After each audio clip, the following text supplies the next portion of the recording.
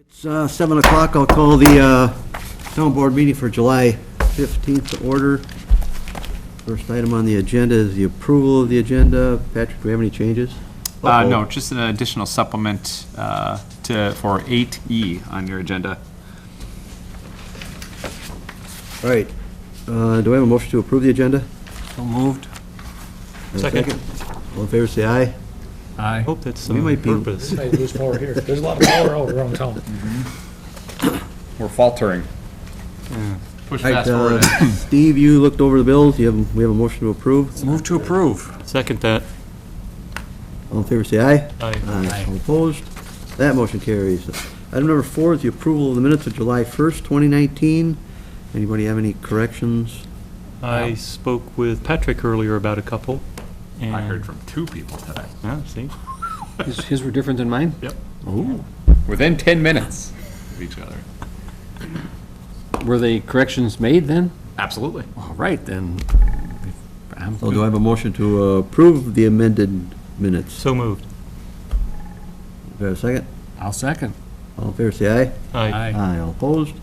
That motion carries. Item number 5 is a consent agenda list. Scott, you want to take care of that? All right, item 5A, Night to Unite. Proclaim Tuesday, August 6, 2019 as Night to Unite in White Bear Township, and call a special town board meeting for Tuesday, August 6, 2019, beginning at 5:30 p.m. Item 5B, a special town board meeting. Call a special town board meeting for Thursday, August 1st, 2019, beginning at 7 p.m. at Columbia Park, 1756 Highway 96, to tour the Whitaker Treatment Wetlands, sponsored by Vlamo. Item 5C, Administrative Driveway Variance. In accordance with Town Ordinance Number 35, Section 9-6.3E, and based on staff review and recommendation and approval, ratify the town clerk's issuance of an administrative driveway variance at 5412 Eagle Street. Item 5D, right-of-way permit. Based on town engineer review and recommendation, and including his recommended conditions, approve the XL Energy permit to replace a failed electrical underground service for the residents at 5671 Orchard Avenue, which will require directional boring. Item 5E, monthly financial report, receive. All right, do I have a second on the consent agenda item? Second. All in favor, say aye. Aye. All opposed? Motion carries. Item number 6, old business, we have none. 7 is a public hearing. We don't have any this evening. So we're going to move on to item 8A. This is the building inspector's item, second quarter construction report.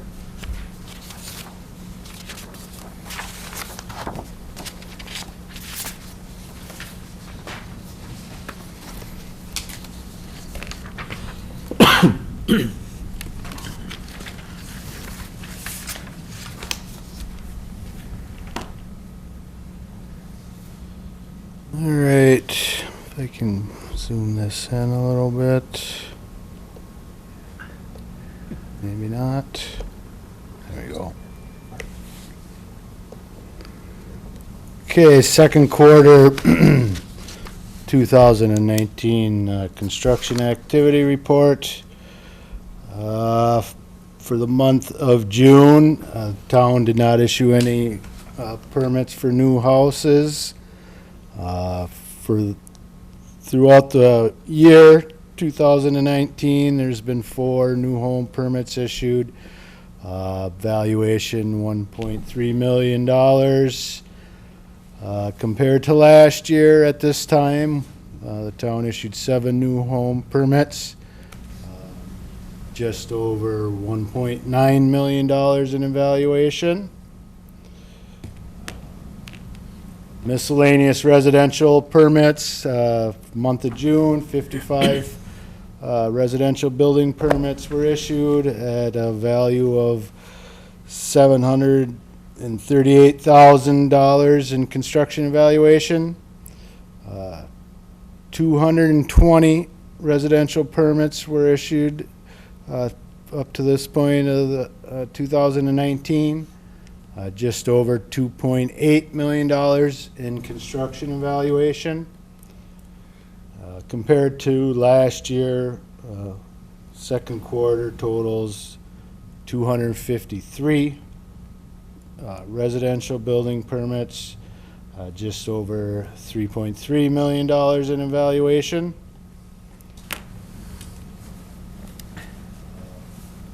Commercial construction, month of June, 2 smaller commercial building permits were issued, $30,000 in valuation.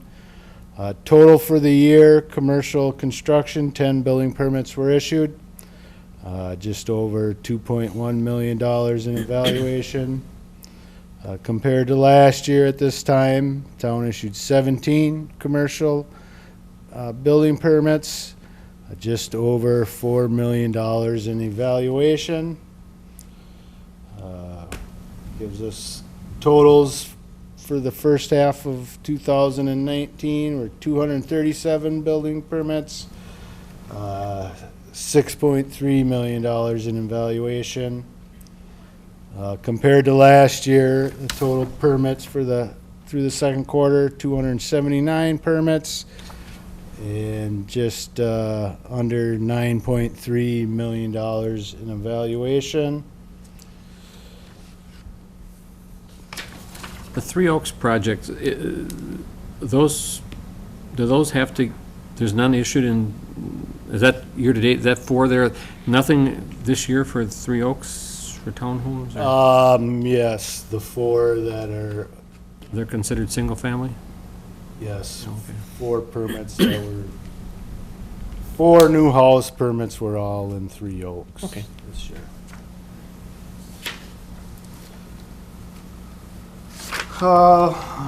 In your packet, chart on the numbers of permits and types of permits that were issued. The first quarter here, all the different permits the town issues, plumbing, electrical, mechanical, fire and zoning permits. Shows how they're split up, percentages. The total for the first quarter, 188 permits. This is the second quarter, total permits issued. As you see, half of them were building permits. And the total for the second quarter is 365 total permits, including building and all the mechanical permits. The other bar graph in your packet, last 10 years of total permits issued. First quarter and second quarter totals. As you can see, the construction permits that we have issued, the town has issued, hasn't been this limited since 2014 was the last time we had this few building permits issued. That is all I had for the construction report. If you had any questions. Scott, you got anything? Steve, anything else? All right, thanks, Mike. All right, moving on. Item 8B. We got Anthony and Morgan Abbott, 5216 Grand Avenue. Tom, you gonna take that one? I will take that.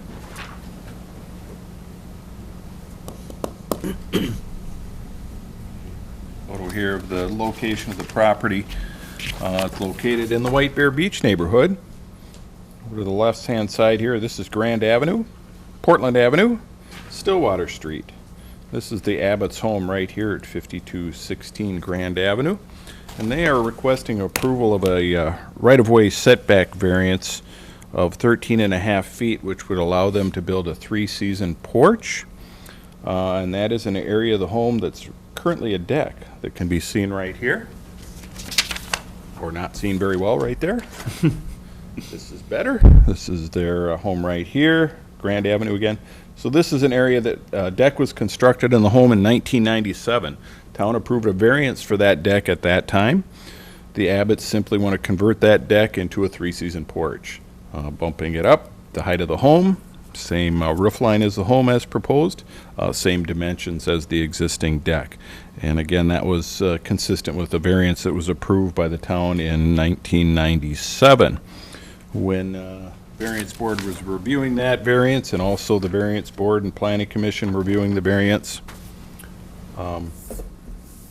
this time around, took a strong look at this block right here. First off, this is considered an undersized corner lot of record.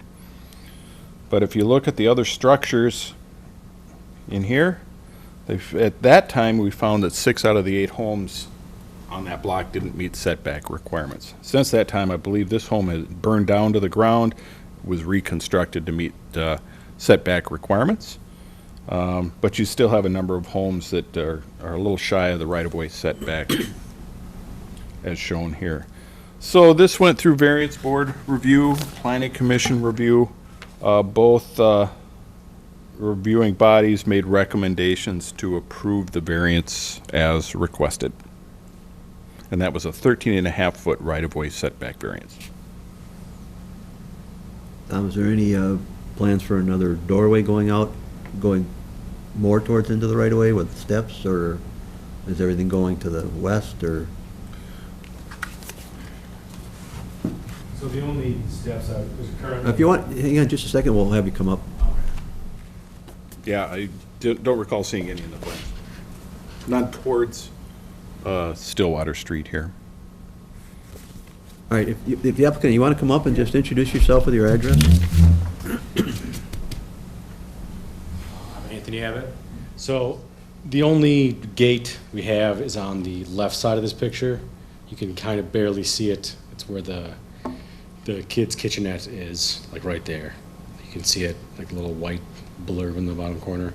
And the only, we have just a gate there so you can get furniture in, because that's where the living room, bedroom, or living room, kitchen area is. All right, so, but you have no plans of coming No, not south gonna, with any yeah, kind of? nothing else that would be Okay. coming closer to the road. If we did steps at all, it'd be coming off where that current one is and heading towards the front of the house, heading north. Do you know if, when that deck was built, if the footings were big enough to sustain a building on top of it? I have to add footings Okay. to support the roof. Yeah, the existing footings are only good enough for the roof itself, or for the deck itself. All my new roof has to be supported through new supports. Steve, you got any questions? Nope, nope, nope. Yeah. All right, thank you, sir. All right, anything else, Tom? No. That it? All right, Scott, were you at the planning commission for this one? No, I was. No. I was. I actually went to a meeting. Don't pick on me. I'll take it. I'll make a motion based on the variance board, planning commission, and staff review and recommendation, approve the 13.5-foot right-of-way setback variance to construct a 3-season porch at 5216 Grand Avenue. I'll second that. Motion's made and seconded. All in favor, say aye. Aye. Aye. All opposed? And motion carries. Good luck, sir. All right, item C, this also you, Tom, Patrick O'Brien, 1382 Top Lane. Yes.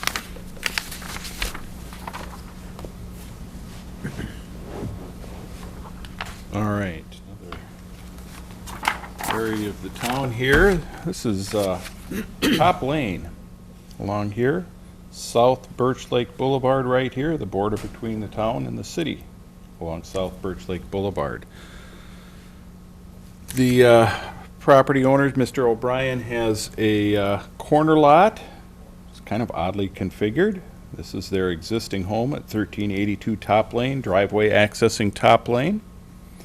And they are requesting town approval to split the lot into 2 parcels, shown on this plan right here. So again, this is the O'Brien home and garage. They would like to separate this property from this property, creating a new buildable lot. Now, this property with the home on it, as proposed, is 90 feet wide, 207 feet deep approximately. That meets the town, that exceeds the town's minimum lot size requirements. The second lot proposed is a corner lot, 89 feet along South Birch Lake Boulevard, 110 feet along Top Lane. Total square footage, 9,790 square feet. That's a little shy of our corner lot minimum width requirements and also square footage requirements. So they're asking for a variance, lot width, lot square footage, variance here. This dimension is okay. Lot width, lot square footage variance, approval by the town. 8905, this is, corner lots are supposed to be 105 feet. So this one is actually 15.95 short of that. So that's a 15.95 foot frontage variance. The square footage, again, proposed at 9790. Town's minimum requirements, 12,000 square feet. They're asking for a lot area variance of 2,210 square feet. Planning Commission, Variance Board, both recommended approval of this. Quite a bit of discussion, but they did recommend approval of allowing the undersized lot. But they did, the Planning Commission did make a recommendation that if approved, no future variances be permitted for any homes going on this lot, the new lot here. In addition, requirements that a utility hookup fee is paid. This lot was only assessed for one unit when assessments went through the neighborhood here. So that would be due a utility hookup fee, in addition to SAC and WAC and local fees, a park dedication fee, provision of drainage and utility easements around the perimeter of both lots, but avoiding any structures. So those were the recommendations. The Variance Board actually asked the Planning Commission to consider shifting this lot line 10 feet this way to create a little bit more square footage for the lot. Planning Commission recommended going with the subdivision as proposed right here. So again, both the minor subdivision, which is being requested, was recommended for approval, subject to conditions and including the variances for this lot here in square footage and lot frontage. Was there any discussion on which way that lot would be accessed with a future home? There was not. Staff recommendation would be off of Top Lane. And by adding, if you could get another 10 feet, what's that add you for square footage? I'm just concerned because I don't think we've ever allowed a lot split with this small lot. It's about 900 additional square feet. That gets us over, at least over 10,000, right? Yes. My main concern is just setting precedents that all of a sudden, now we're gonna battle other future developers wanting to be able to use this as an example to decrease the lot size. Yes. And that was obviously part of the consideration. The other consideration was the abutting lot next door. You can see approximately the same size. That's a lot of record with a home on it. I'm not sure when that one was subdivided, but it looks like it was taken off of maybe even this particular lot here some time ago. So yeah, undersized, lot of record. It is consistent with a couple lots in this area, however.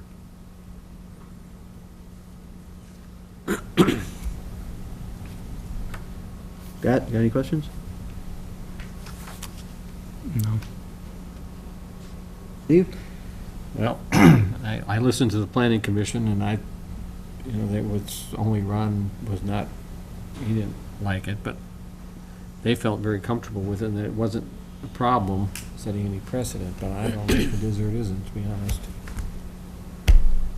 Tom, is there a way of tying this lot split into just that area or not? I don't know what's this called, I'm not sure how you would do that. I mean, it's R1 zoning. Consistent, it's zoned this way throughout the town. well, offhand, do you know what the minimum is we've ever allowed? This just seems like we're creating an awful small lot. Yeah, it is. It's smaller than normal. Typically, we see subdivisions that, they're 150 feet wide, want to split it into two, and they need 5-foot variance for each lot, or only a square footage variance for one of the lots or both of the lots. So this is a little bit of a departure. You look at the configuration of the lot as it was platted, and it kind of lends itself to a corner lot like this. It's an oddly configured lot, but it is quite a bit of a departure from our minimum requirements.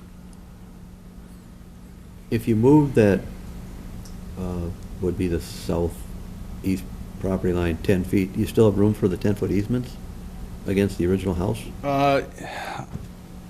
Yes, as we described it, so these easements would not be able to go through a structure. So basically, an easement would go up to and then wrap around a structure and then pick it up back here. And that's for lending purposes. We found that lenders don't like easements going through a home or a garage. So we've had, in similar situations, we've asked that they just go ahead and describe it right around the structure. So the property owner didn't, was he at one of, like, the variance meeting, and did he have an issue with what was proposed by the variance board and changed by the planning commission? Does anybody remember? I don't He recall him lived having a with the 10 big feet issue with over? that, no. I mean, I think It he makes, made a it valid would make point. for an odder configuration of this lot, a little bit of a flag in the back here, but it comes closer to meeting our square footage requirements. I don't know, Chad, are we stepping on some, You're pushing it. This is, I mean, where is the undue hardship? Where's the where's the practical difficulty? or the reasonable use of the property, but Yeah, and it's, one thing I would say, it appears, based on the planning commission discussion, that it's consistent with the neighborhood. So it doesn't change the character of the neighborhood, but nonetheless, you are deviating quite a bit from your own standards. I mean, I don't want to make this a complicated project either, but it sure would be nice to get a little more there somehow. At least to get it to that 10,000 mark. This one here is I know. even smaller. Yeah, unfortunately, I don't see the applicant here tonight, so I'm not sure if you want to continue this until later in the meeting and give them an Well- opportunity to show up, or When does the 60-day period run out?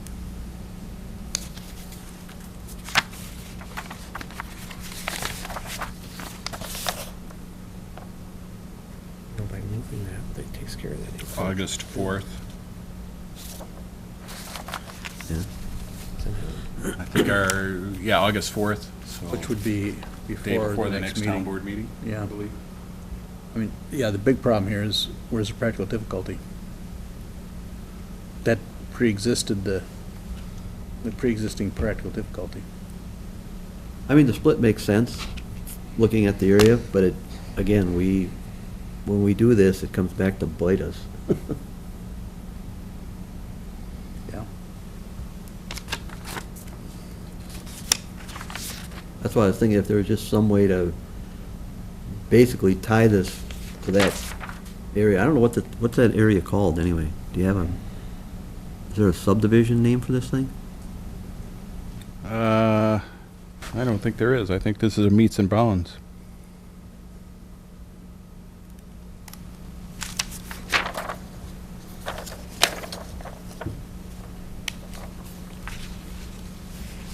Yeah, this is a meets and bounds description, so it's not part of a formal plat. So the existing house right now and the shed are off the line as it is? Am I reading that right? Yes, and this shed may be gone now, but that was encroaching on the neighbor to the, be the southwest. But these are meeting setback requirements. This garage is.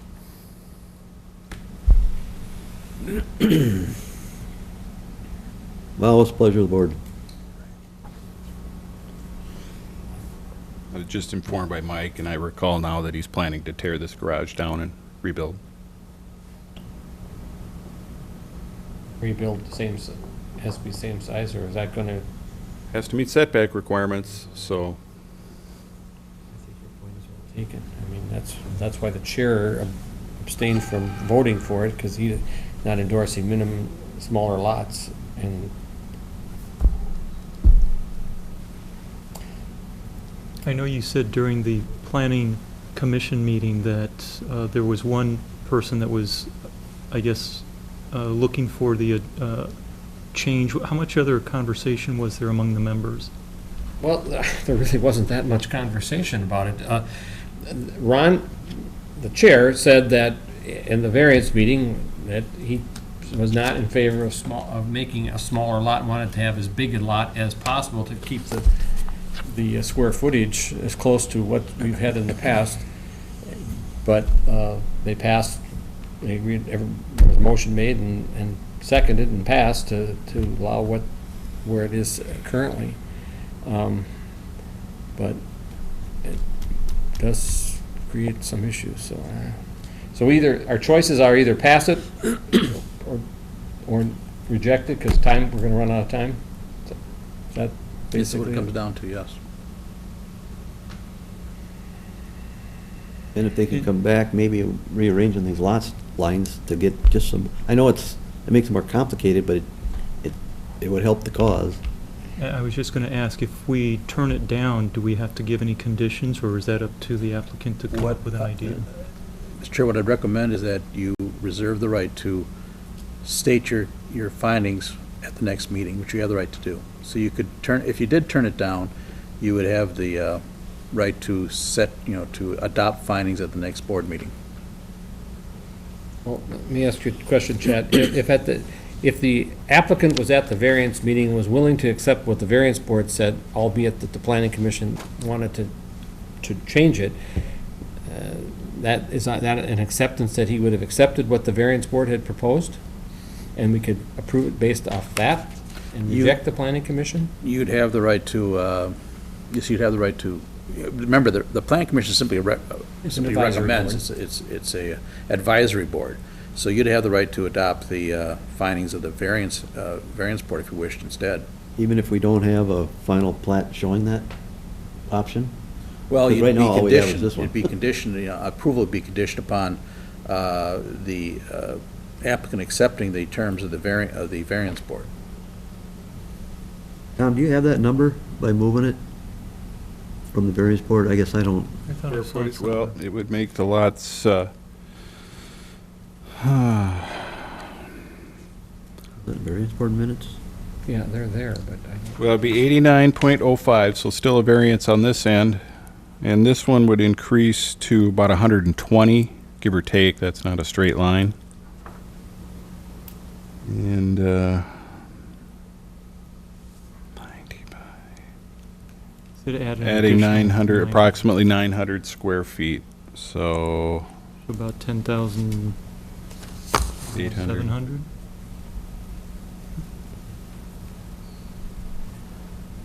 10,600. Yeah, that's getting more comfortable. 1,600 or 10,000, almost 10,700. I know it's hard without the applicant here, but, yeah. If we could, and I'd make a motion based on the variance board's recommendation to that, pending what you said, a new plat to lay that out, but, and acceptance, but he can reject it, but I don't want to have to make him wait either, well, obviously, they're not, somebody ready to build a house on this lot? no. So it's not like we're, He said, Right. just if we deny, they're gonna have to go through the application again then, because we're gonna run out of the 60-day, right? Yeah, and, yes, and I think you'd have to wait 6 months to apply again unless the board may be able to waive that. You could 6 waive month. that if you wished. Yeah. Well, I wouldn't have a problem doing that, but I would like to see them, I don't know if I'm comfortable voting for something the variance board said, and we don't have the plat of what they're talking about, okay, well, just, but that's up to you.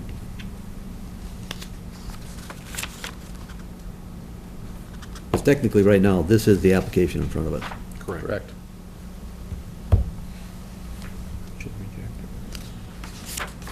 So, any more discussion?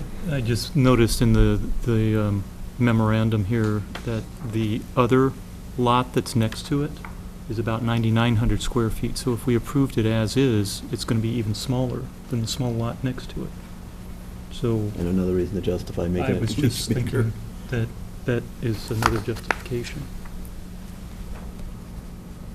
Another finding of facts for you? Well, that's good grounds. Well, then we should, I'll move to reject the request for a minor variance on property at 1382 Top Lane. All right, so you have a motion to deny. And I have a question.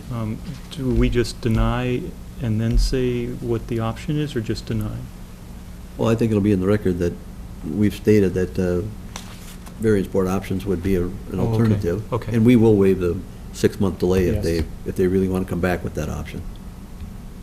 If that's okay with you guys. Okay, so All right. then I'll second that motion.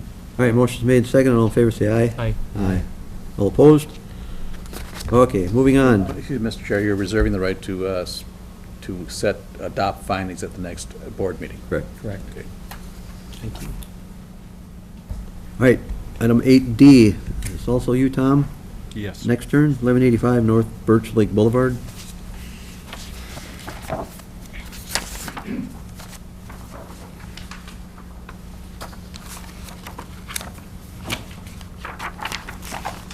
Okay, well, we're right here with this one, location. This is North Birch Lake Boulevard right here. White Bear Parkway right here. This is the existing next turn building here, and they're really busy. They're expanding like crazy. They have expanded and are leasing space in one of the Comstock buildings right here. They've also recently signed a lease with the west end for use of the west end of the Valid building, which accesses White Bear Parkway right here.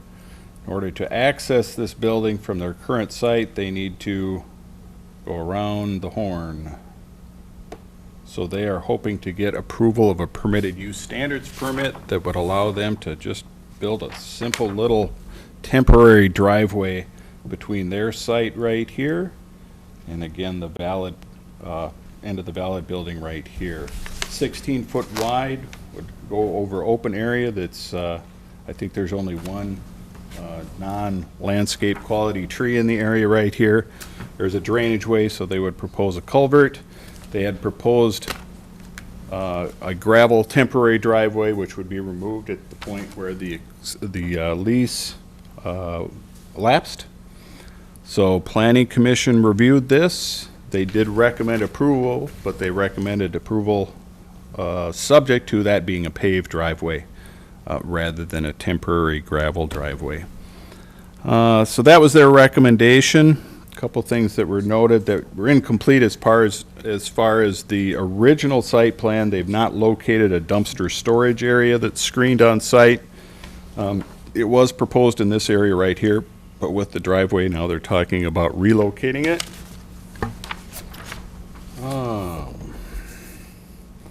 Or to this area on the site right here, which would be just fine, meeting setbacks. And there was also another note that the building inspector had that the landscaping plan is incomplete. Working with the developer, Mr. Omar is here tonight, he can comment on this, on completing that landscaping plan. There was also a note that the business license had not been applied for yet this year. That was taken care of on Friday, so that is now complete.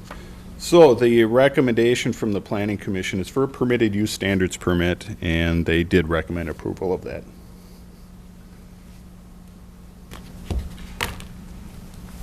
Steve, questions? Well, not on this, I have issues with the prior project. That's where I'm glad you addressed that, because, you know, it's great to have plans, but I wanted to see dates of when this stuff was going to be done, because when they came the first time, we bent over backwards to try and accommodate, because we're happy for the business. But we didn't see much cooperation in return. And so I want to know when, if we approve this, when is that temporary screening and thing going to take place? And when is the landscaping plan going to be done, and if that's acceptable? So I need some answers. Yeah, if you just want to introduce yourself, please. Yeah, my name's Wes Omers, the head of operations over at Nextern. We were recently there for about 8 months now. So to answer your question, I know we had Mike over to kind of take a look, a walk around about a week and a half ago. And that's when we had decided to look for the new spot for the dumpster. I haven't quoted that out, but that was just a week ago that we got a location, right? The existing one that we had planned out, we have the pad and everything laid out, but now we're gonna have to move that. So timing on that, it will be done by fall for sure. As for the landscaping, we're working with Peterson Company. I have an email trail I can send you, but the target is, he stated, I actually called him today just to confirm, is mid-August start. It's a 2-week project. Now, the only contingency he has is said, it's a sliding scale with rain. So if there's a bunch of rain days, the landscaping schedule gets pushed out. But he's still shooting for mid-August, which is 4 weeks away, as long as we don't have any large, wet days to slide that out. And again, that's a 2-week project, so it definitely will be done by fall as well. Is that consistent with what you've heard, Mike? Staff-wise, are you okay with this, or? Yes. And when do you want this driveway extension? We're gonna start as soon as we get approval. So it essentially will be by the end of July. Because like I said, we've heard this before, where we give approvals and then things aren't done. What you wanted done got done, but what we wanted done did not. Yep, So understand. I'm a little leery. I'd like to see the upgrades that Mike's talking about before we allow any other extensions or approvals. No, I don't want to be harsh, but we've had some issues here. Totally understand, and I think Mike can attest, the communication has been different. We have new leadership, myself included. We've met with Patrick and others talking about the Comstock. We actually have an verbal offer in to that land as well, so we have a lot of moving pieces to kind of clean up this area. And for our business purposes only, it's gonna be hard to get around every day with a bunch of trucks going back and forth. I'm trying to ease the congestion in that area. No, we understand and appreciate that. When does your lease agreement It's a start? 4-year. I think it started end of May. I got in the paperwork I sent to you. For that end of that other building? Is it valid? Yeah. Yeah, it's a 4-year lease. And it starts when? Or you're I think already it was, leasing we it? were already there. I can't move in until, so I got boxes and pallets in there, but no work going in there right now. The question I had was where Den noted in the town board's inspector's concern of the other items the township have asked and their incomplete status. Was it just those two that you brought up? Okay. That was my first one. Well, there was 3. The license was the one, and then there was the landscaping and the garbage thing, but the license was taken care of Yeah, that already. one electrical thing, I think we defined it when he came out too of what it was. It's just one of the light is not complete along the pathway. Yeah. Yep. Is that major outstanding items with you, Mike? Yeah, we were all Again, I'm happy that you moved to the township when you did, and we bent over to help. It's just that, when it got towards the end of what our needs were, went unnoticed. And it was very frustrating. So, I understand your building concern and need to get your new building up and going, and I'm comfortable if we can get it locked in that we get these things done. As far as I'm concerned, there should be a surety bond if they aren't done. I mean, I think you should have to come up with something saying you're gonna pay if it isn't done, because you moved in 2017? I don't know, it was I think before my time. 2016, 2017, and we're 2019 and still talking about minor items. And that is not sitting well. Yep, understand. I don't know what we could, I mean, I'm all for approving this, but I think there has to be a condition. Something said that they need to complete these outstanding items on that first part in order to offer this.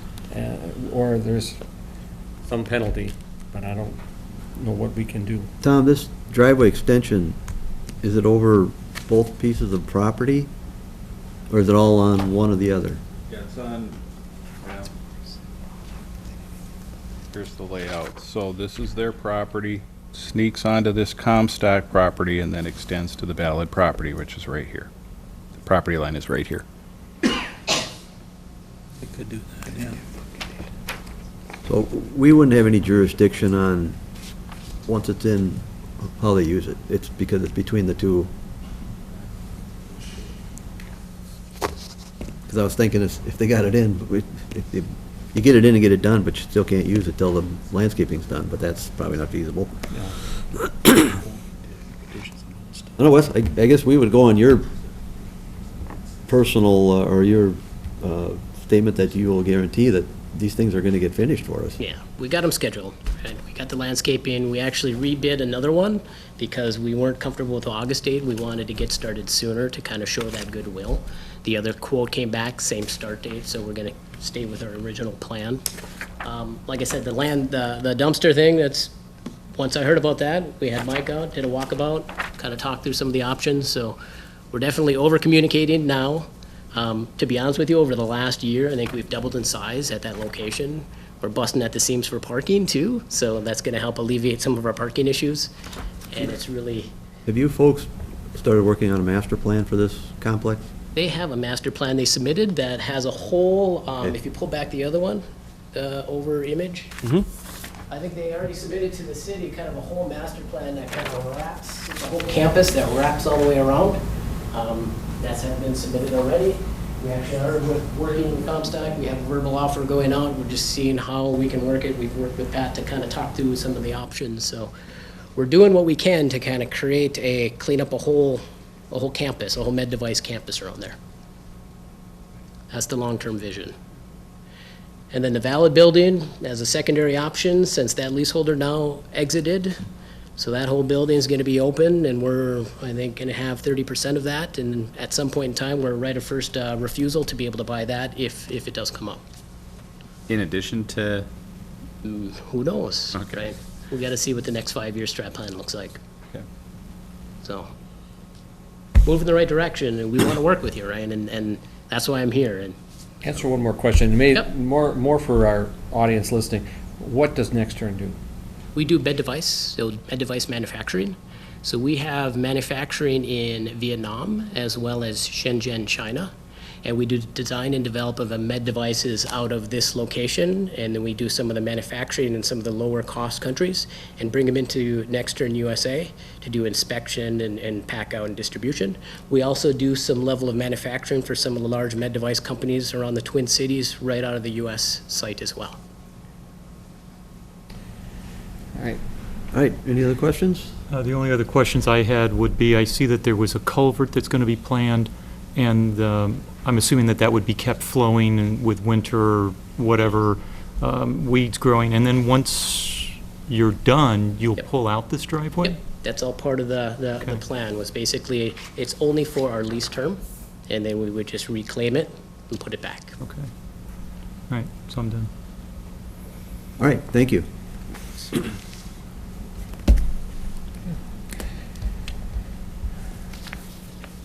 Well, Steve, as liaison to Planning Commission, Sure, after I said all my, based on the planning commission and staff review and recommendation, we'll approve the next turn request for a permitted use standard permit, subject to the requirements set out in the permit, which allows the addition of a temporary driveway from 1185 North Birch Lake Boulevard to 4843 White Bear Parkway. And with the caveat, the assurances that the outstanding items that we discussed tonight will be completed post-haste, before Labor Day. How's that? As long as we don't get 2 months of rain, we'll be all right. Based on tonight, who knows? yeah, it's been a dry one already, right? Yeah, I know. I'll second that. all right, motion's made and seconded, all in favor, say aye. Aye. Aye, all opposed? All right, you're on your way. Thanks, Wes. All right, item 8E, under the Public Works Director, we have a joint powers agreement for the city of Birchwood. Yes. I know I've mentioned to the board in the past about a potential connection they want to make with one of our existing manholes in our system in that area they had checked out a couple, one alternative was to bring it across, get easement and bring it across private property to the manhole that's in the easement on our system line, south of South Shore Boulevard. That, they were having difficulty obtaining that easement, so now they proposed, if you look at Exhibit A, running the line along the Washington-Ramsey County line, the roadway, East County line, and then we're going westerly on South Shore to the manhole that just between 2732 and 2722 South Shore Boulevard. There's a manhole right there in the edge of the right-of-way that they would make the connection to. Be, boring and pipe, digging, excavation, boring combination. So that's the construction. So the actual agreement deals with the town. The Met Council Environmental Services requires them to have a JPA with the township in order to move forward with the project, because they want MCS approval to make that connection, and they need that to have that agreement in hand to give to the MCS. So the agreement has been reviewed by staff and the town attorney.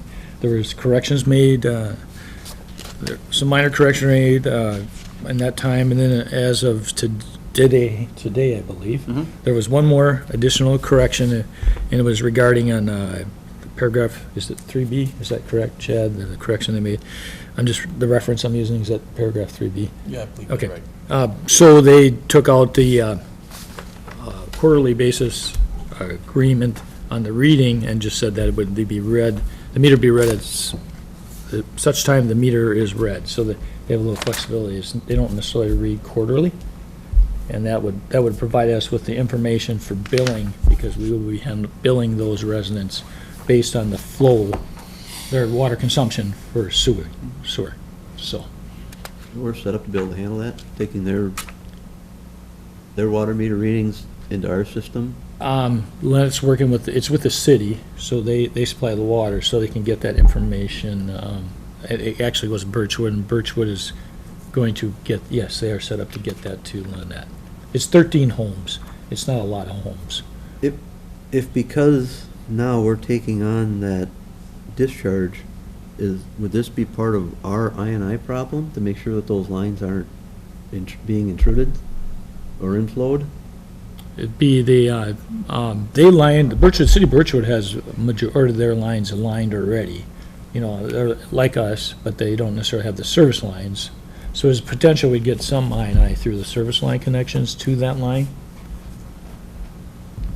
I still want to see, we take them on, we're going by what they say water meters are reading, and we come to find out that those pipes are infiltrating more, Right. and now we're going to get nicked from Met Council because we're taking on more than we're showing what the meters are reading. Is there any kind of guarantee that those lines are in good shape, is what I'm saying? Yeah, not the service line. And back to, should they be televised?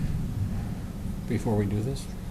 Well, Well, you would think that Birchwood should have to absorb the cost of televising them to make sure that we're not taking on an issue. Item number 4, the city shall be perpetually and solely responsible for the upkeep and cleaning of the line. But we still don't know, though, what they are, without proof that they're not gonna have more water coming through them than what we're That's we're just the told. new line they're trying to build. Doesn't mention the existing line. Right, Right, when and that's what I'm worried about, their existing line. I'm not worried about a new line sitting coming in. We could ask them to do a flow study, but that can vary. I mean, if it's a dry or wet time. Well, but wouldn't it be more of a telescoping? Well, they could, but depending on conditions, if it's not wet ground conditions, it wouldn't show as much, Right. Where if it's, ideally, if it's like it is now, probably would show. I guess that's my only concern with this whole project, just so we don't step into it with them. Good idea, good point. Now, whether that's something that can be asked of them later, or is that We could- part of the joint powers agreement? We can make that, Contingent upon, yes, yeah. I guess that's what I was gonna suggest. Chad, would you agree with that? Yeah, you have to do it, this agreement would have to be contingent upon terms you're comfortable with. If you sign it as is, there's no obligation on the part of Birchwood to do any repairs to their sewer, existing sewer within the city. I mean, did they fall under the Met Council's I&I program, Birchwood? I believe they do, and that is why they did lining on the main line, but again, they didn't do service lines. So there is still that unknown.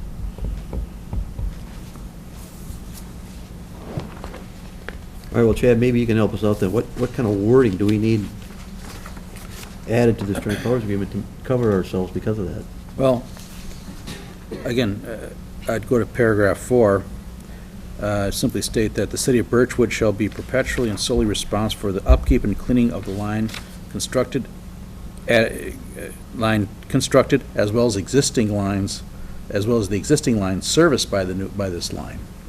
I mean, we have to work on the wording. It's a little awkward right now, but the point being is that they're responsible to maintain their existing lines as well as the new line. Yeah, I think it's a point well taken not to pick up into their liability, Right.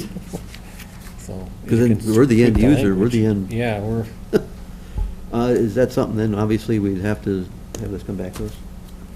Because obviously, they're gonna have to review what changes. Oh, we yeah, made. sure. I mean, you'd have to come back. No. That work for you guys? We'll continue this. Yep. continue it, yeah.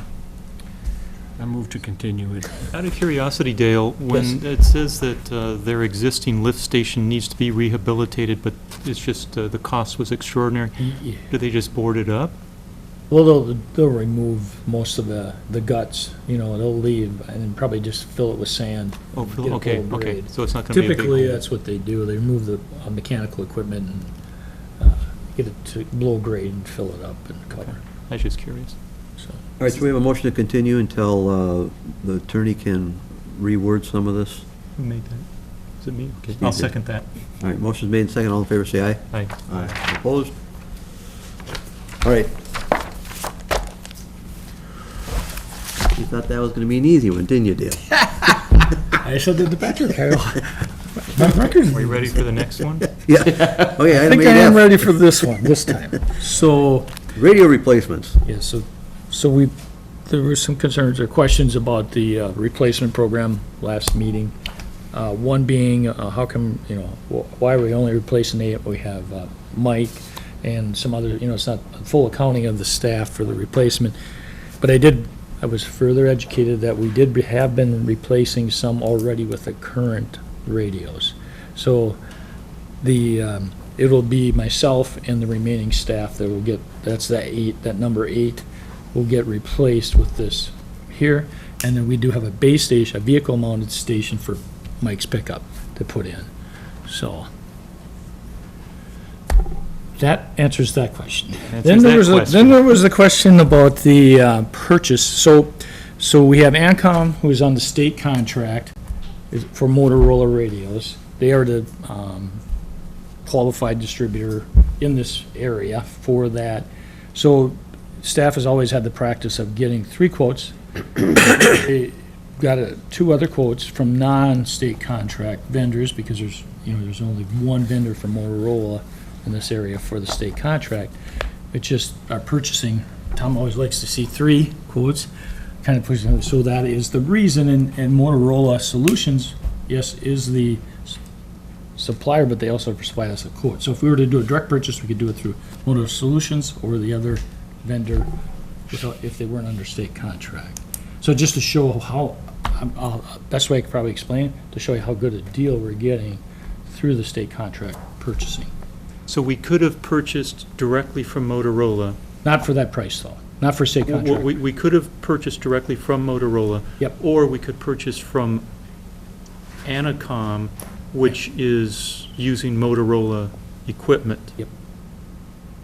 Okay. And it seems funny when the purchase order is made out to Motorola Solutions, email a copy of the purchase order to Anacom. It just seemed kind of wonky. Well, so these local vendors also provide service for these radios where you don't send them into Motorola. So that's why Motorola works with authorized local vendors. And ANCOM happens to be the local Motorola vendor through the state contract. Now, there's several other radio companies out through the state, but the pricing's all the same.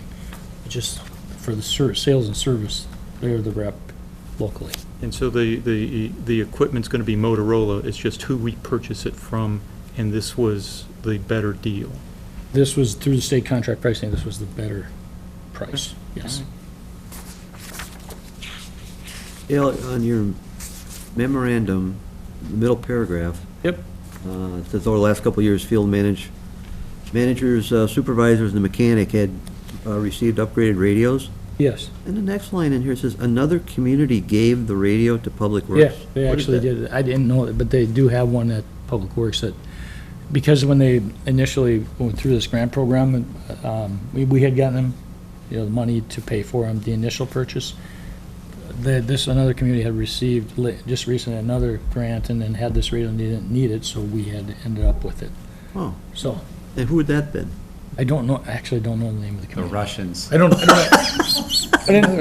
know if I wanted to ask the question. Don't ask. Yeah, I guess we got to be careful what we ask for. Yeah. No, it was another community within the metro area. That I'm sure you. I just didn't have to ask Do they them. want to give any more? Yeah, really? Unfortunately, they didn't. I said you got another 8, I asked Paul that, but they said they And didn't. then you're still going to keep the other, Yep, for whatever. events and for seasonal staff, yes. Yep. All right, any other questions of Dale? So you're looking for two motions, that receive the quotes and then approve the quote? So do I have a motion to receive So the quotes? I thought you were asking him a question. So based on the Public Works review and recommendation, I move to receive the quotes. Second? Second. Sorry. All in favor, say aye. Aye. All opposed?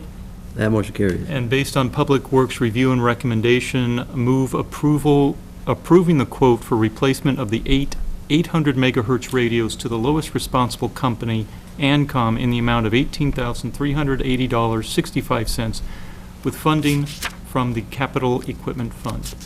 Do I have a second? Second. All in favor, say aye.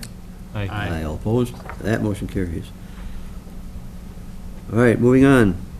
Item 8G, the 2019 I&I project. What were we just talking Yeah, about? approved cleaning and televising. Okay, let me take a crack at this. So,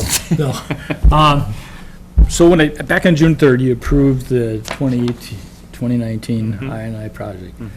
I had an administrative error in my Excel spreadsheet that did not include several rows within a column for the total.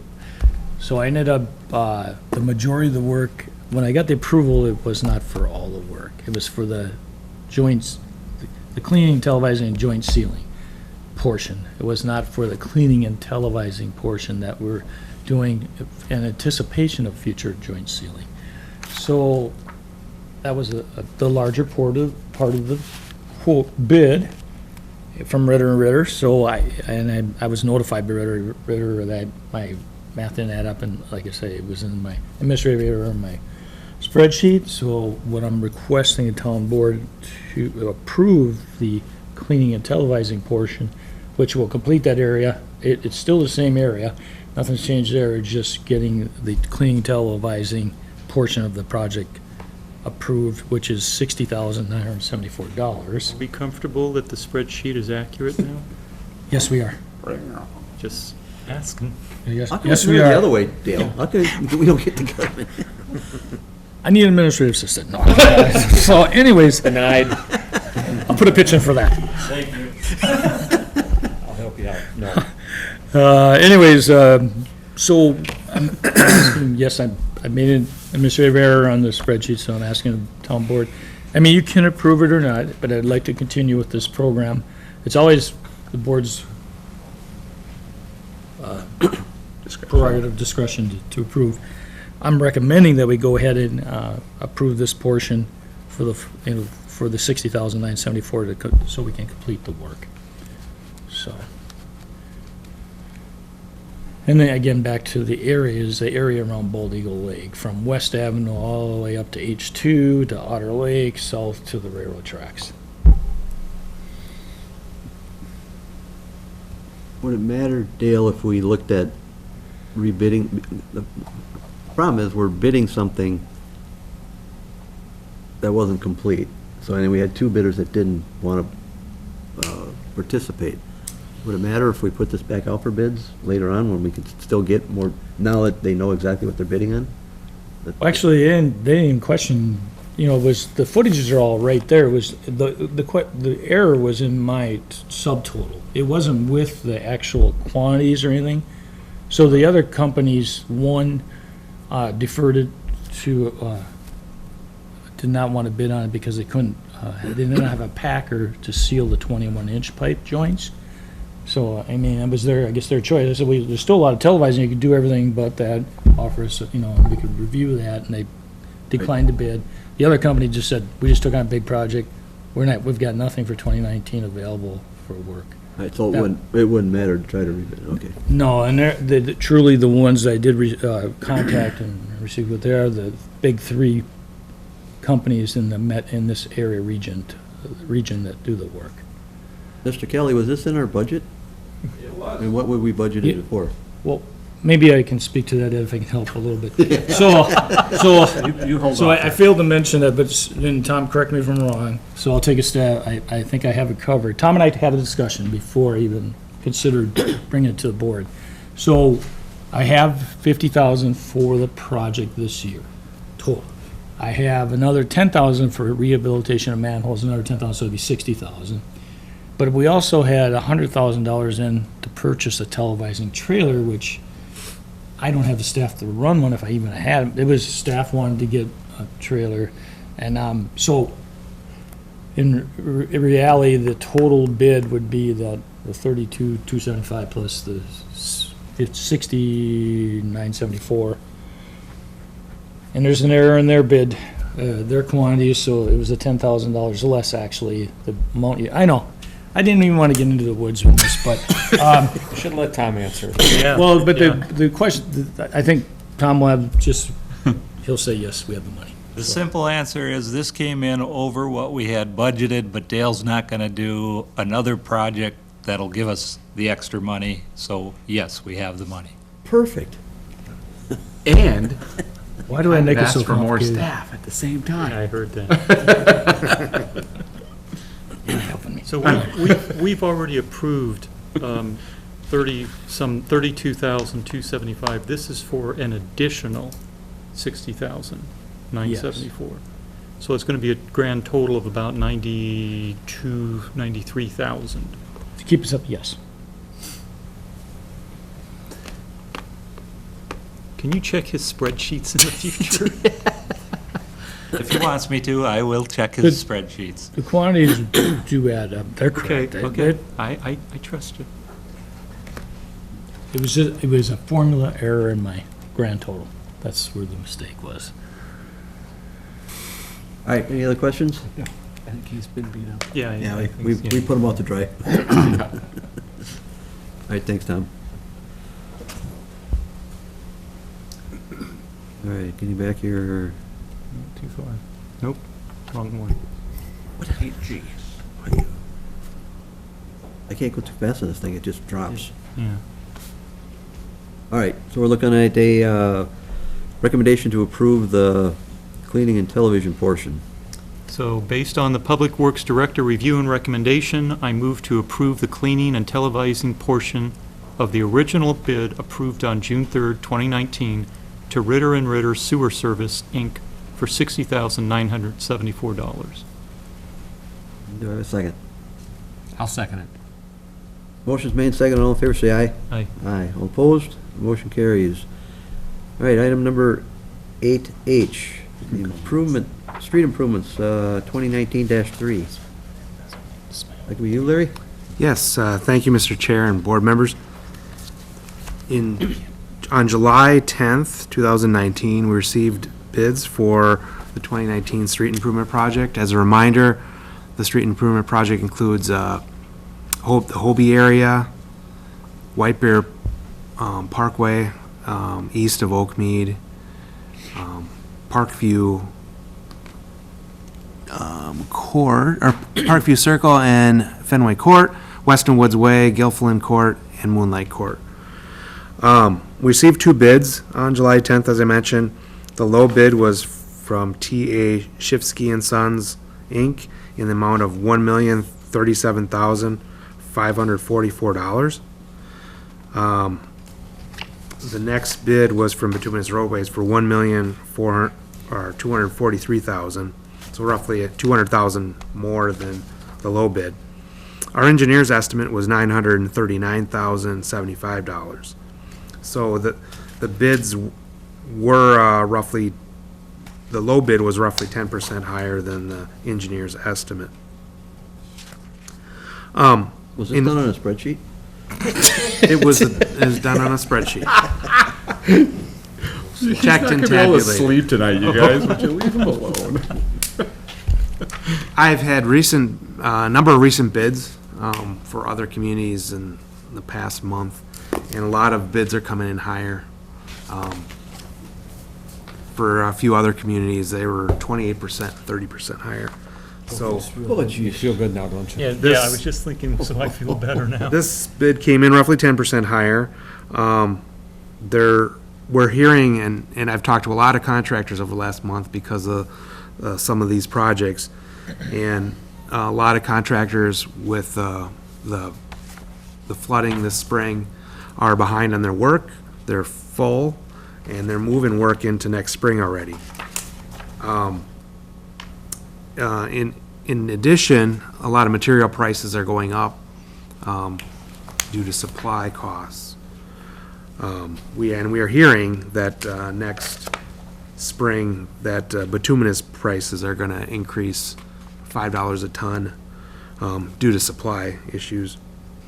So while the bids are 10% higher, we, after doing a lot of talking with contractors, and we are recommending that we move forward with this.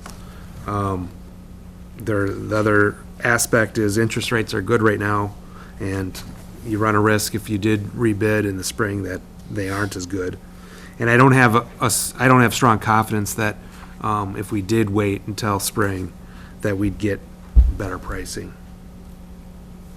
So tonight, we're looking and recommending that you receive all the bids and award a contract with T.A. Shifsky and Sons for the bid of $1,037,554, and then also approve construction inspection for $55,500.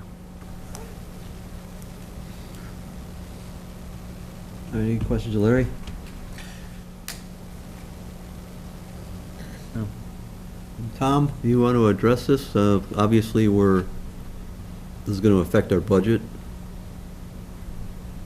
Well, as you know, since we've started talking about the project, the only way the town can fund this project is through the issuance of bonds. So by having the project come in higher, it just means we're going to have to sell a larger bond. As Larry said, interest rates are pretty good. We'll probably get an interest rate right around 3%, maybe a little bit higher than 3% on the bond. We'll need the breakdown from Larry as to how much of it's being repaid from assessments, the utility funds, and then a property tax levy.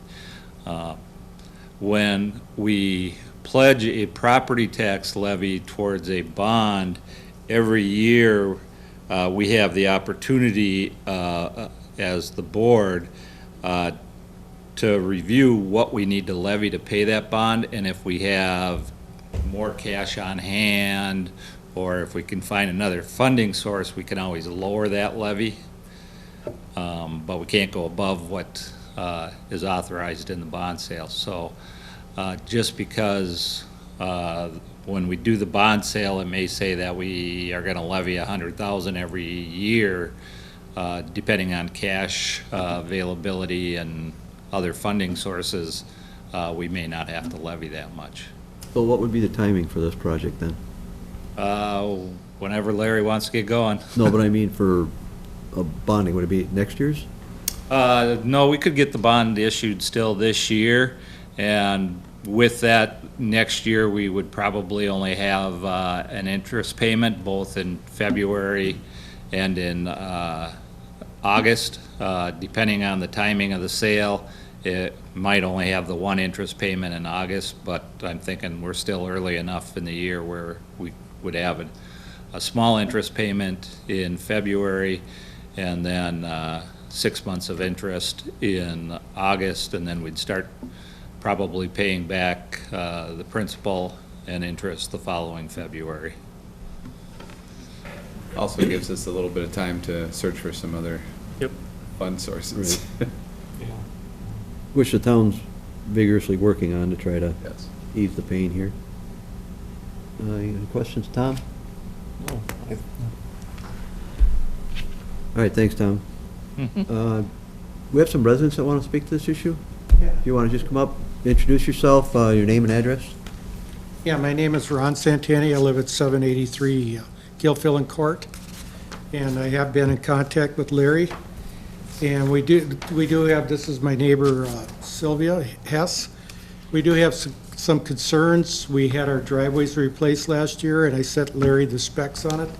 We paid quite a bit extra to have better driveways, so we didn't have to go through this again in the replacement in the next 20 years.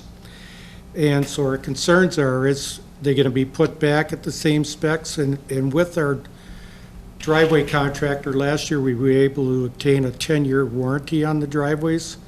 As far as cracking and settling, we paid extra to have the ground prepared properly. We paid extra for extra rebar and the amount of saw cuts. So we're concerned about, is it going to be put back in the same order if they have to take out part of our driveway? And will we be offered the same type of warranty? And I think we had a discussion at the last town board meeting over at Otter Lake about this, Larry. So you covered it then, but I guess I don't want to refresh our memory.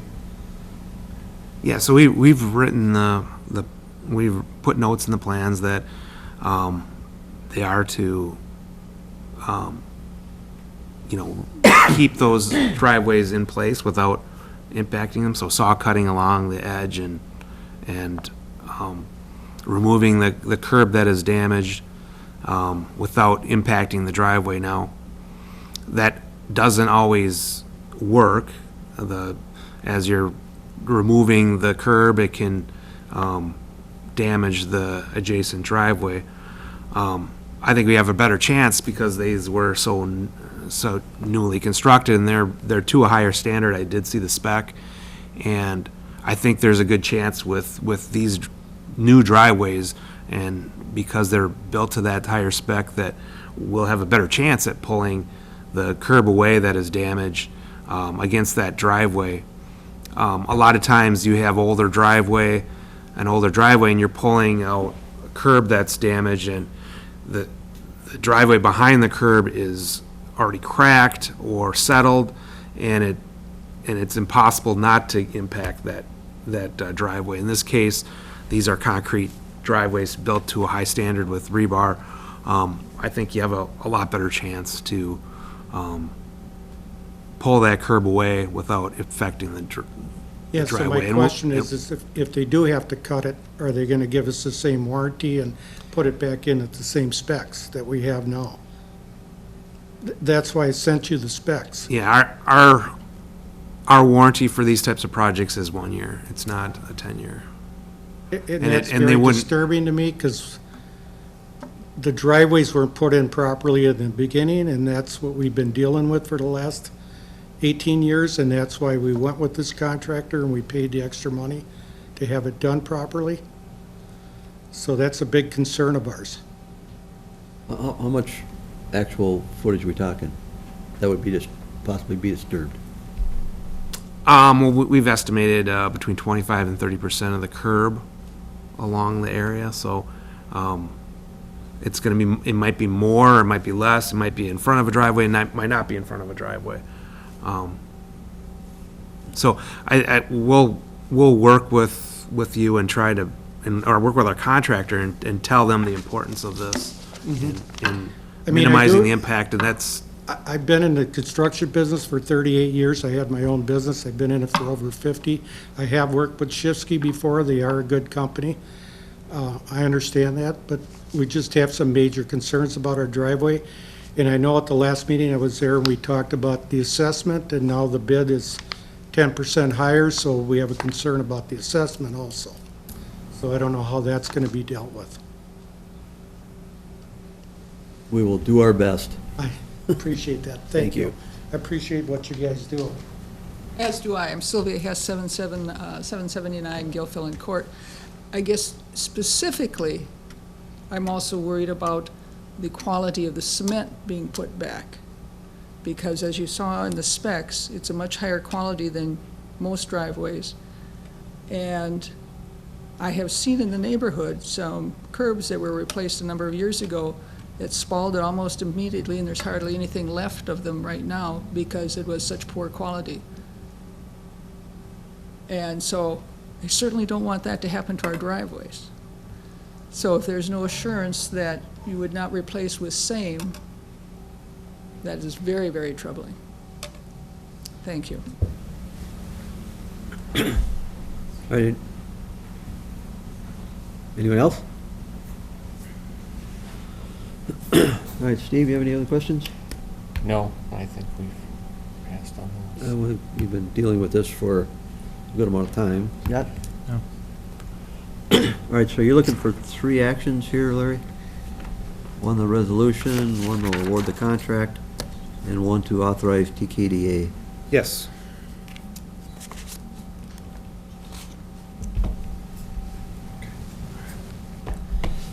Looks like, first one, adopt the resolution. I'll move based on town engineer's review and recommendation, adopt a resolution receiving the bids for the improvement 2019-3. Second that. Motion's made and seconded. All in favor, say aye. Aye. Aye. All opposed? And then the second one, to award the contract. Make a motion to award the contract to the lowest responsible bidder, T.A. Shifsky and Son, Inc., in the amount of $1,037,544, and adopt the resolution awarding the contract for improvement 2019-3. Second that. Motion's made and seconded. And all in favor, say aye. Aye. Aye. That motion carries. And the third one? I'll move to authorize TKDA to perform the construction observation in the amount not to exceed $55,500. Mr. Chair, if I may. There is an error under the resolution awarding the contract. The Shifsky one is correct. The bituminous roadways was 1.243, not 2.243. I didn't do it. You sure? Yeah, we're sure. I was there for the bid opening. Yeah, Dale's innocent this time. In the second one, huh? So, anyway. Oh, I see. What page? Yeah, That's I'm looking here. 19.25. This way. Chad's got it for you. Right there. I saw I looked at the first one, I assumed this. All right, you want to amend your motion there? Yeah, well, I'll amend it to be consistent with the language on page 19.24 of the document. Making the bituminous roadway, Inc. bid at $1,243,986.02 versus the published $2,243,986.02. Thank you. And now, Still okay with the second on that? Yes. okay, now we're back to the third one. You made the motion. I made a motion to authorize Okay, TKDA to perform the construction observation in an amount not to exceed $55,500. I'll second that. All right, motion's made and seconded. All in favor, say aye. Aye. Aye. All opposed? All right, moving on. 8I, the GSI implementation for step 4. Did they do that? Did you authorize the construction observation? Yes. You did, okay. $55,500. Yep, I got you. It's only 20 after 8, Patrick. That was my question, so. All right, Larry, you handling this one? Yes, thank you, Mr. Chair. We've gone down the path of starting our GIS implementation and asset management, and we the town board has approved steps 1, 2, and 3 so far. The latest was on June 17th, where the board purchased the GPS receiver for use in locating and mapping township assets. It is now appropriate to begin step 4 and use that equipment in locating our assets. And we've put together a plan here to work on storm sewer assets this year, from now until the end of the year.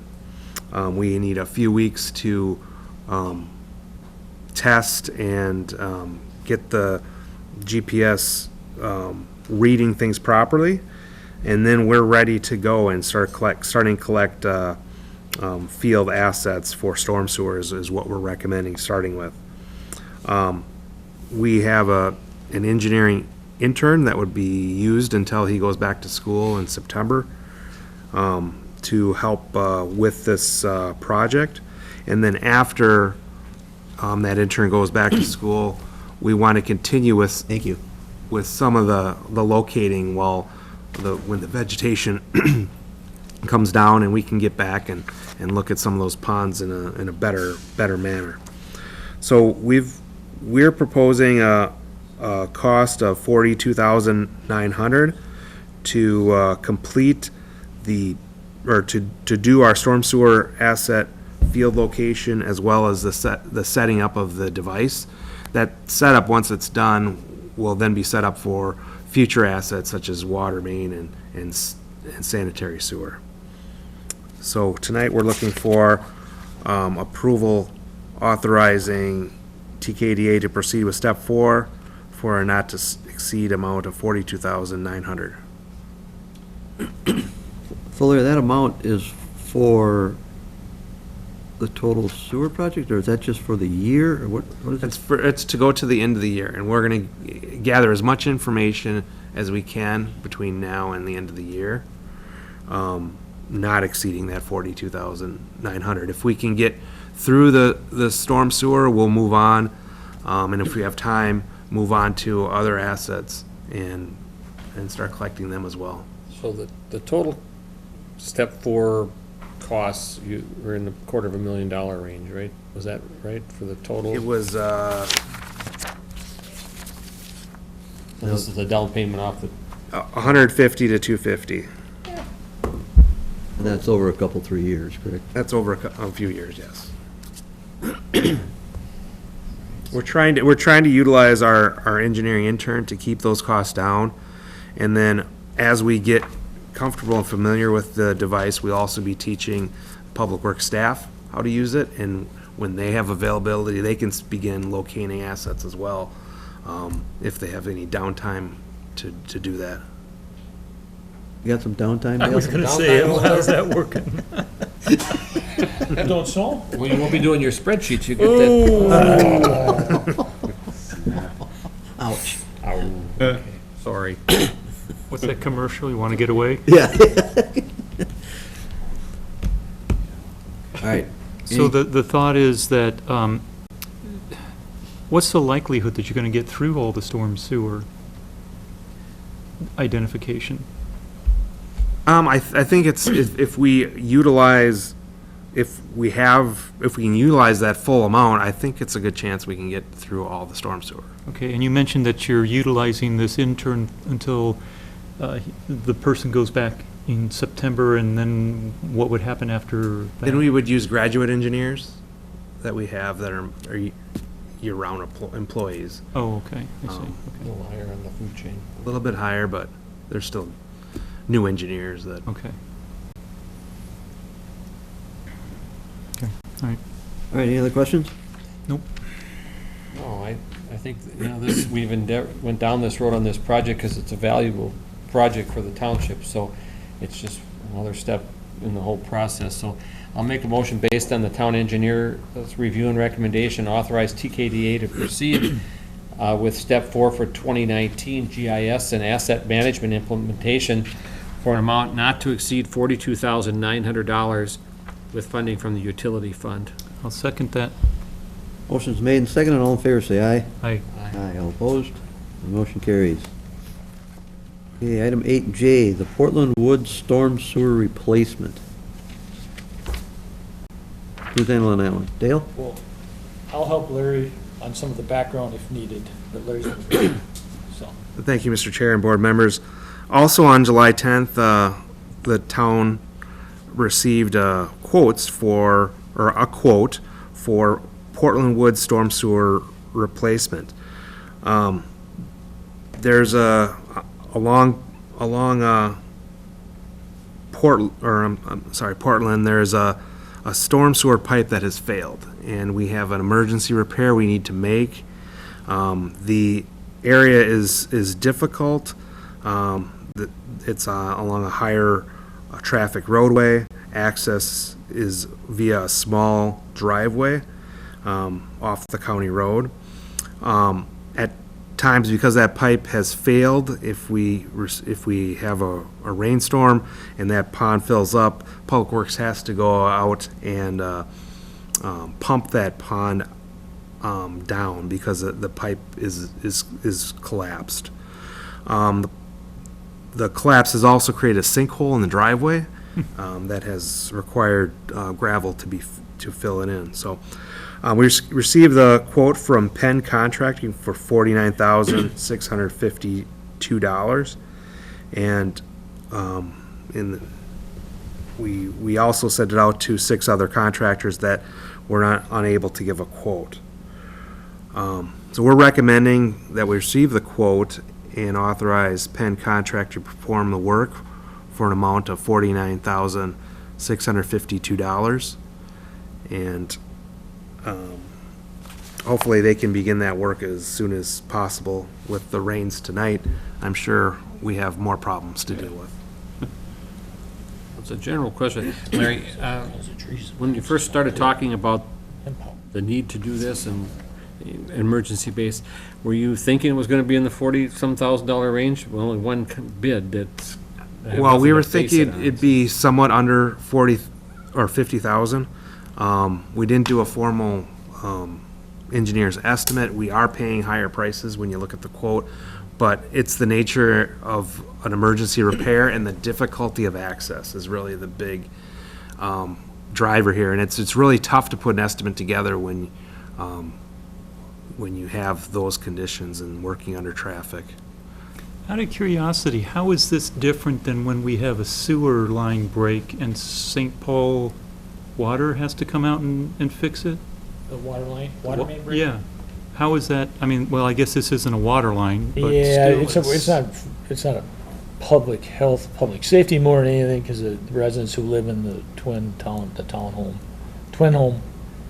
where the drive is, that access is, that's causing an issue with them getting in to access, because it continually, the pipe, more and more of it's falling. So you're saying St. Paul Utilities would not attack something like this? No. Or bid on it? No, they wouldn't do any storm work. They don't, they won't do sanitary sewer pipe either.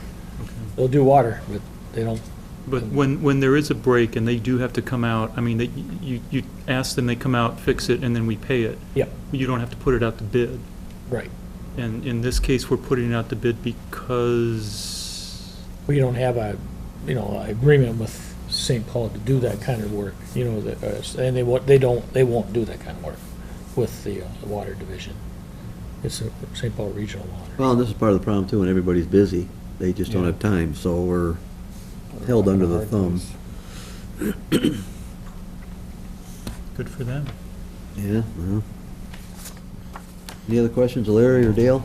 I did see a note in here that they are planning to get it completed, or the pipe installed by August 9th.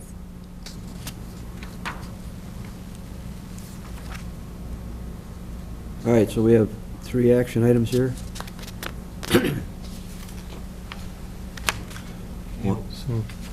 One to receive, one Based- to approve, one to Ba- authorize. Go ahead, do it. Based on town engineer review and recommendation, move to receive quotes. Do I have a second? Second. All in favor, say aye. Aye. Aye. Based on town engineer review and recommendation, move to approve the quote to Penn Contracting in the amount of $49,652 for for the Portland Woods storm sewer replacement. Do I have a second? Second. All in favor, say aye. Aye. Aye, all opposed, motion carries. And based on town engineer review and recommendation, move to authorize TKDA to perform construction observation in an amount not to exceed $3,450. Do I have a second on the motion? Second. Motion's made and seconded. All in favor, say aye. Aye. Aye, all opposed? That motion carries.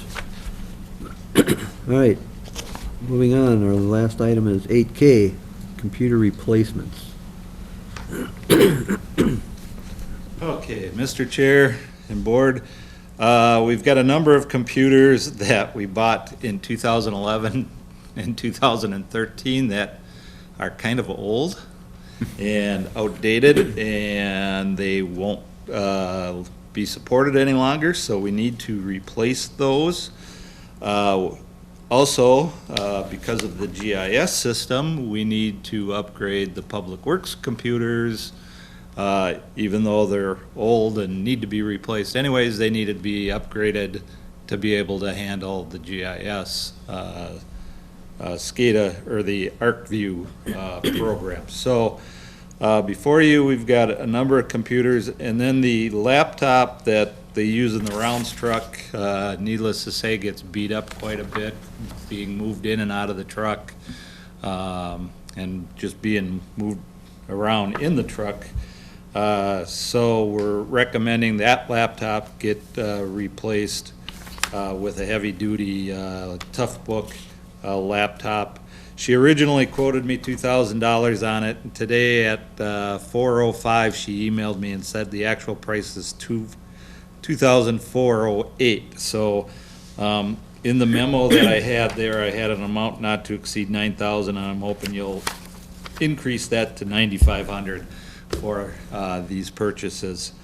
And if approved, I'll have her order them tomorrow, and then it's a matter of them getting them in and updating them. Roseville's, who does our IT, they're hoping to have all the computers that they have within the Metro INET system that are still running Windows 7. They've got a number of them at the different cities. They're hoping to have all of them replaced by the end of the year. So this helps them stay on that schedule also. So, Can you clarify when you say 2,408, is that 2,408 or $2,004? $1,408. Okay, thank you. Just wanted to confirm. Tom, under these computer types, I'm a Luddite, but what does MFF and SFF stand for? I have no idea what it stands for. It's just Dell's Model number. model number. And then this rounds truck with the laptop, is that taken home with No. who's ever's on duty, or? That goes out with Public Works rounds guys that, to do locates, the wells, readings, number of functions that Public Works rounds guys do, meter Okay, readings. So I'm still confused, though. If it's in the truck and the truck goes back into the garage, why is it taken out? Well, no, it is taken out because it is mobile to be You're talking used. about in the field? In the field, it's not, it's mounted in the truck, so it isn't rolling around on the floor and stuff, yeah. Sorry. I should have mentioned it.